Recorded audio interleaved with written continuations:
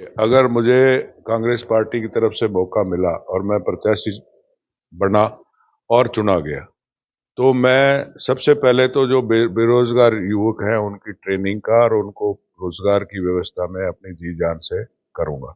रोजगार मेले और ऑर्गेनाइज किए जाएंगे, जिससे जो भी अलवर जिले की इंडस्ट्रीज है उनको बुला के और हाथ के हाथ इंटरव्यू करके जो काबिल बच्चे हैं उनको नौकरी दिलाई जाए।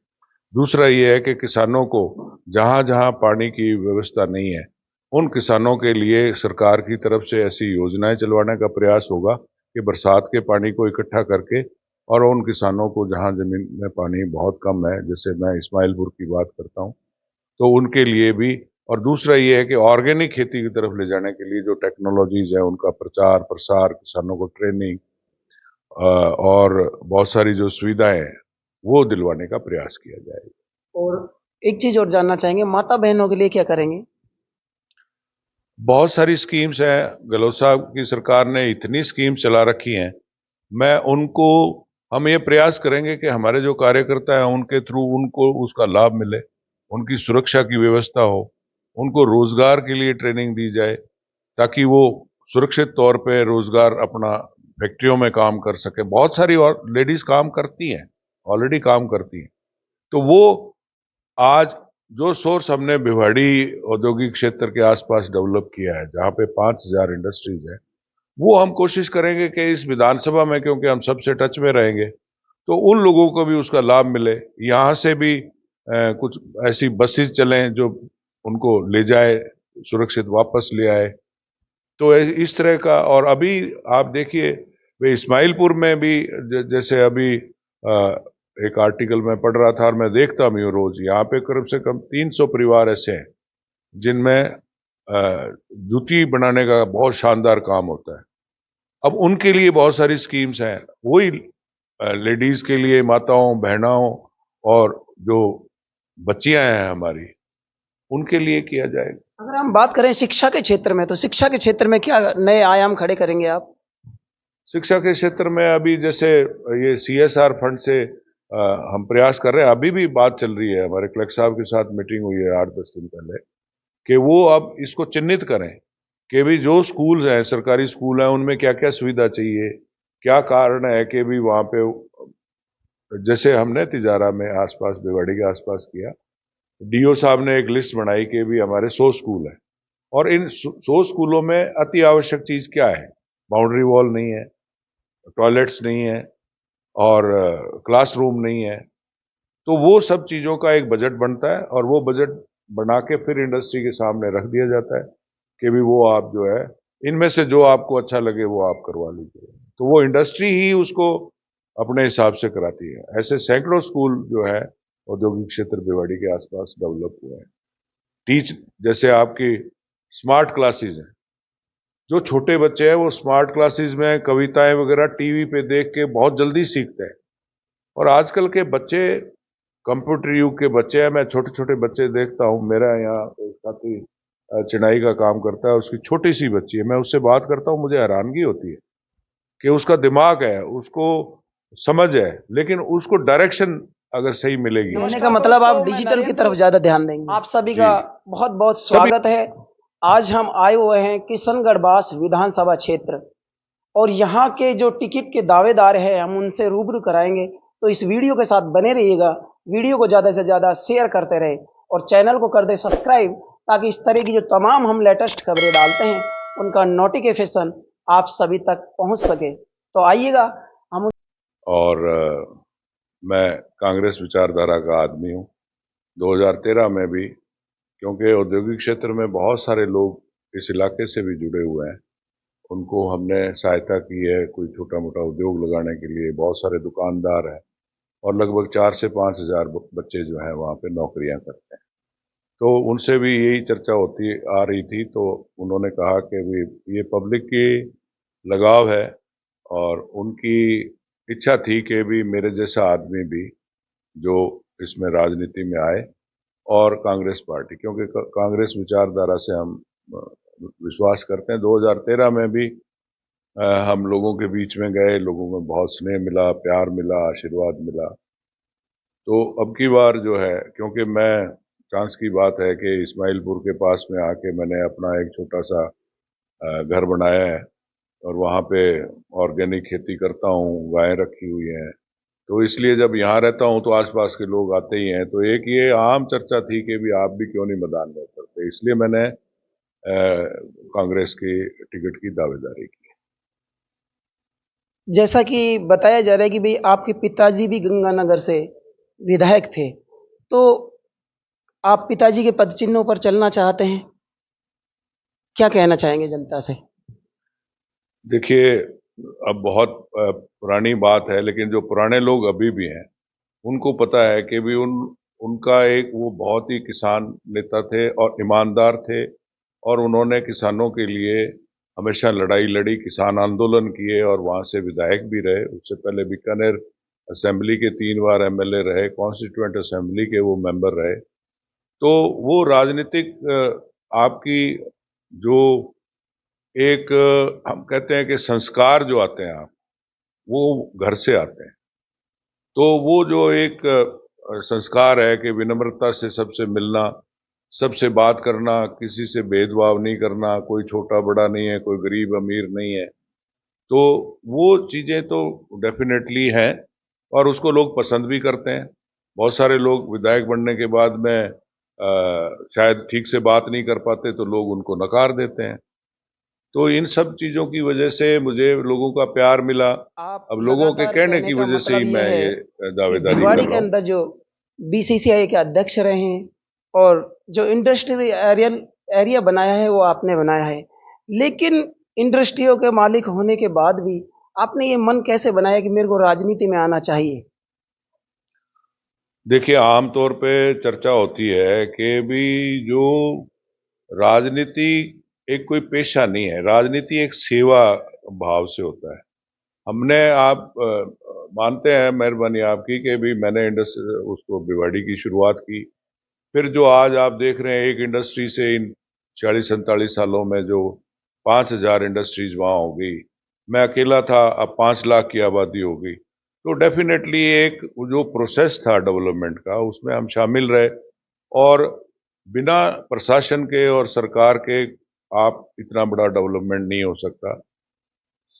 इंडस्ट्रीज को भी गवर्नमेंट की प्रोटेक्शन की ज़रूरत होती है। बहुत सारी चीज़ें हैं, लॉ एंड ऑर्डर इंडस्ट्री के लिए बहुत इम्पोर्टेंट है। उसके बाद में कुछ जो टैक्स की पॉलिसीज़ हैं, वो इतनी हार्ड ना हो, इतना ज़्यादा टैक्स ना हो, बिजली के रेट इतने ज़्यादा ना हो कि इंडस्ट्री वाइबल ही ना हो। तो इंडस्ट्री इतना रेवेन्यू जनरेट कहाँ से कर पाएगी? आज इतने लोगों को जो रोज़गार मिला हुआ है, ये ठीक है कि भी हमारे आसपास के लोगों को भी बहुत फ़ायदा हुआ है। वहाँ के गांव के लोगों को भी रोजगार मिला है, उनके ट्रक चल रहे हैं, उन्होंने अपने जो भी गांव में जमीन बची हुई थी उसमें उन्होंने 150 कमरे बना के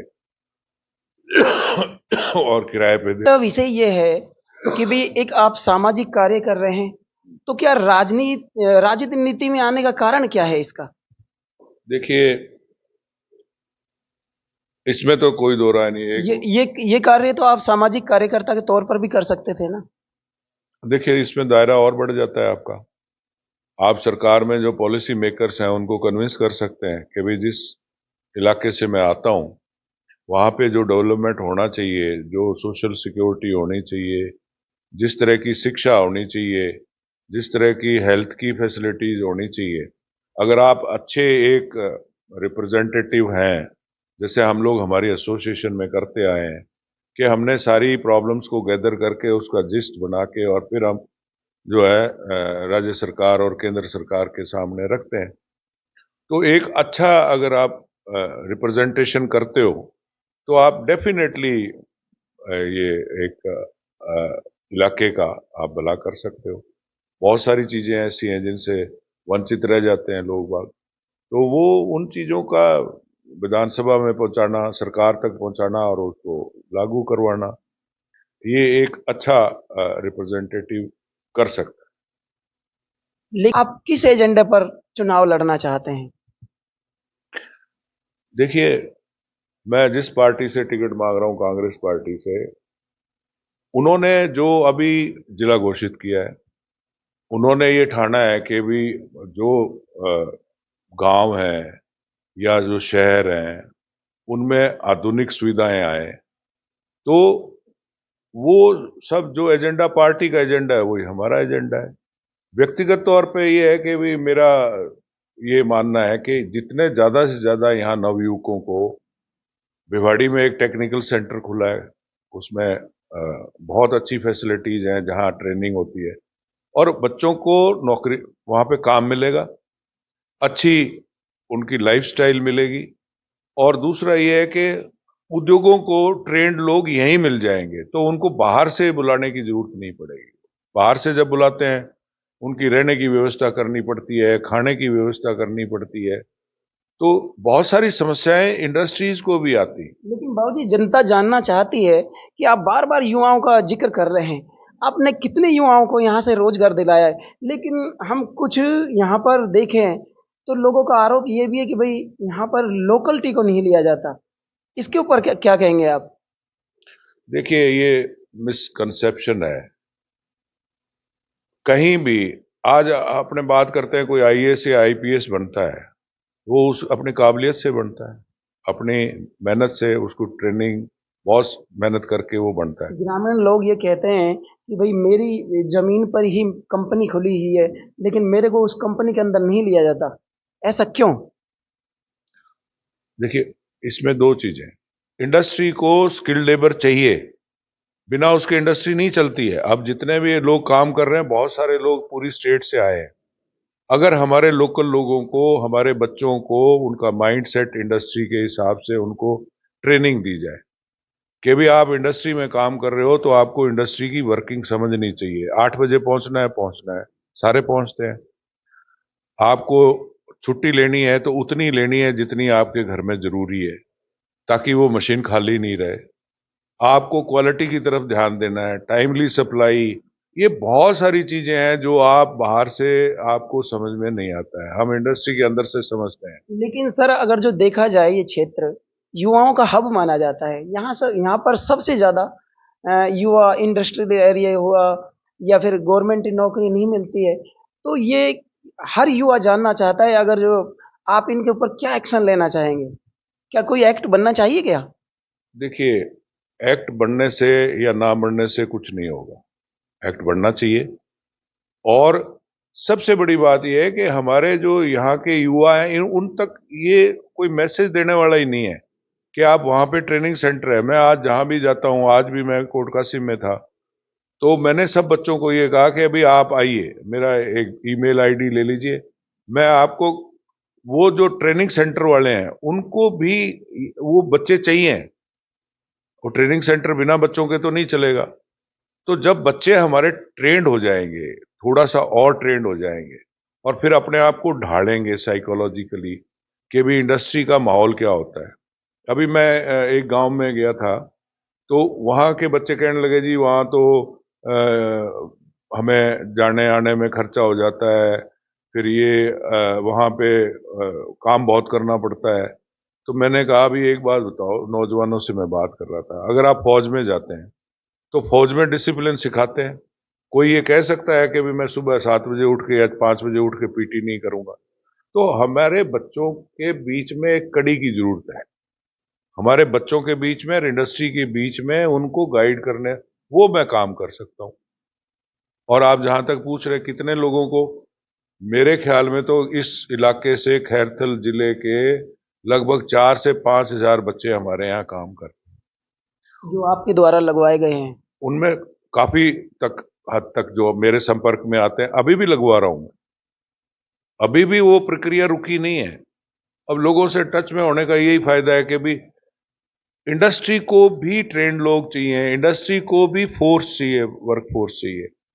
तो इसलिए वो सबसे बड़ा मेरा मुद्दा होगा कि भी मैं उन बच्चों को सीधा गाइड कर सकूं और उनको ट्रेनिंग दिलवा के, और वो एक अच्छी जिंदगी जीवन बीते उनको घर में जब माहौल बनेगा और वो एक अच्छे से डिसिप्लिन में रहना सीख जाएंगे, तो उनके घर का माहौल भी अच्छा होगा, बच्चे भी पढ़ेंगे। जैसा कि राजस्थान में देखा जा रहा है कि भी 5 साल कांग्रेस का राज रहता है, फिर 5 साल बीजेपी का राज आता है।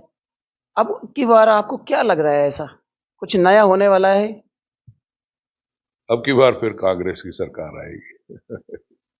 इतने काम किए हैं गहलोत सरकार ने, गहलोत जी ने, कि जितने लोगों से मैं मिलता हूं, और मैं मेरे विधानसभा क्षेत्र में जहां भी मेरा बहुत स्नेह है, प्रेम है, टेलीफोन पे भी बात होती है, लोगों का मन है कि यहां से तो कांग्रेस का विधायक बनाए। जो पार्टी फैसला करेगी हमारे सर माथे है। दीपचंद जी को मिलेगी तो हम दीपचंद जी के साथ, अगर जो आपको टिकट नहीं मिली तो? तो भी मैं पार्टी के लिए काम करूंगा। आमतौर पर कानून व्यवस्था और बेरोजगारी का मुद्दा बहुत ज्यादा उठ रहा है, इस पर आपके क्या विचार हैं? देखिए, पहले अलवर जिले में एक एसपी साहब बैठते थे, जी। उसके बाद में भिवाड़ी जिला बनाया गया क्योंकि वो बॉर्डर एरिया है। अब खैरथल जिला बन गया। तो जितना पुलिस की प्रेजेंस रहेगी, जितने पुलिस को साधन दिए जाएंगे, उतना ही ज्यादा इस पे क्राइम पे कंट्रोल होता है। और अनफॉर्चुनेट ये है कि आपके राजस्थान के लोग क्राइम कम करते हैं, बाहर से लोग आके क्राइम करके भाग जाते। तो उस सब पे कंट्रोल करने के लिए जहां तक पुलिस प्रशासन का है कि सीसीटीवी कैमरास, जो लेटेस्ट टेक्नोलॉजी है, सब जगह है वर्ल्ड में। मैं बहुत सारी कंट्रीज में गया हूं, वहां कोई सिपाही देखने को नहीं मिलता है। और एक छोटा सा एक्सीडेंट हो गया था दुबई में मेरे सामने, 2 मिनट में वहां पे पुलिस आ गई। ये सब यानी कि कानून व्यवस्था अच्छी है वहाँ की। हाँ, वो हमारे यहां भी किया जा सकता है और अभी बहुत प्रयास हो रहे हैं। अब धीरे धीरे देखिए, इसमें साल लगते हैं। अभी जिला बना है तो यहाँ पुलिस लाइन भी चाहिए, फायरिंग रेंज भी चाहिए, और जो कर्मचारी हैं वो भी चाहिए। उनको साधन चाहिए कि मौके पे समय पे पहुंचे, वायरलेस सेट चाहिए, वेपन्स चाहिए। तो ये सब चीजें कंट्रोल में होंगी। तो यहाँ पर आपने सुन लिया बाबूजी को, यहाँ पर राम नारायण जी चौधरी कि किसानों के लिए ये कौन कौन सी स्कीमें लेके आएंगे, युवाओं के लिए क्या क्या स्कीमें लेके आएंगे जो युवा बेरोजगार है। तमाम जानकारियों से मैंने अवगत करा दिया है आपको। ये वीडियो अच्छी लगी हो तो इसको ज़्यादा से ज़्यादा शेयर करें। आज की वीडियो में बस इतना ही। हम आपको नेक्स्ट वीडियो में दोबारा मिलेंगे, तब तक के लिए